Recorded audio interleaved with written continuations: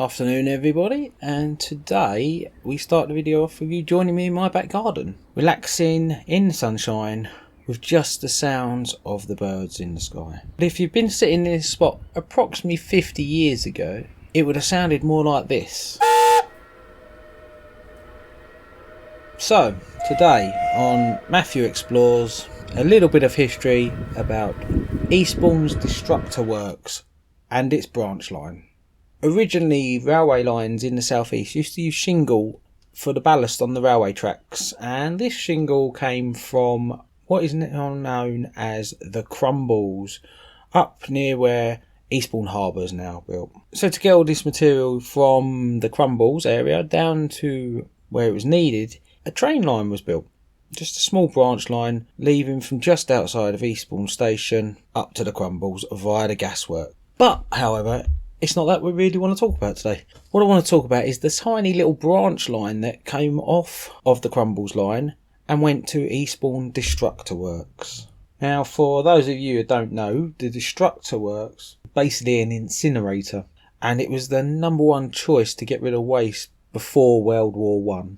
And there was a fair few of these Destructor Works right across the southeast and London, and some of them actually were used to generate electricity as well. And it just so happens that Eastbourne one was used to generate electricity. So for those of you that know Eastbourne, you'll know the recycling tip is on St Philip's Avenue, and right opposite is a huge monstrosity of National Grid electrical works. Now these are sited here because this is the site of the old Eastbourne Destructor Works and where they used to generate electricity, and that's why it's all left over in this place, in the middle of the housing estate now, which never actually used to be here. The destructor sites were powered by coal, and this is why there was a branch line. The branch line was there to transport the coal up to the destructor works. So where's the line begin? The line begins about 900 metres outside of Eastbourne train station, and it branches off just off to the right, heading through what is now an industrial estate. You can't actually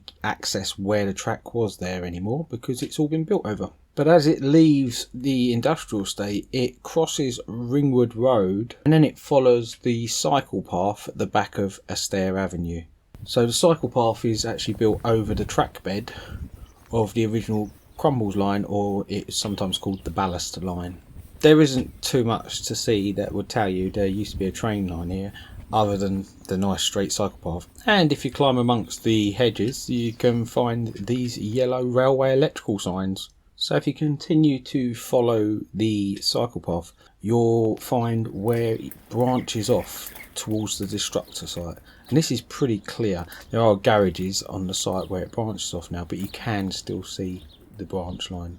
So as it passes round to the right through where the garage is now built, it then crosses over Astaire Avenue, and then it travels straight ahead, and it goes through what is now a private housing estate, and that's actually called the Sidings. And if you follow it on a map, you can see that it crosses St Philip's Avenue as it leaves the Sidings, and then it enters what is this builder's yard. And I've been reliably informed that under the concrete of this builder's yard lie some of the original tracks. So this is where it gets interesting for me. As it leaves the builder's yard, it actually enters into my back garden. Following the path of the garden and where the house is now, it would have crossed Roselands Avenue.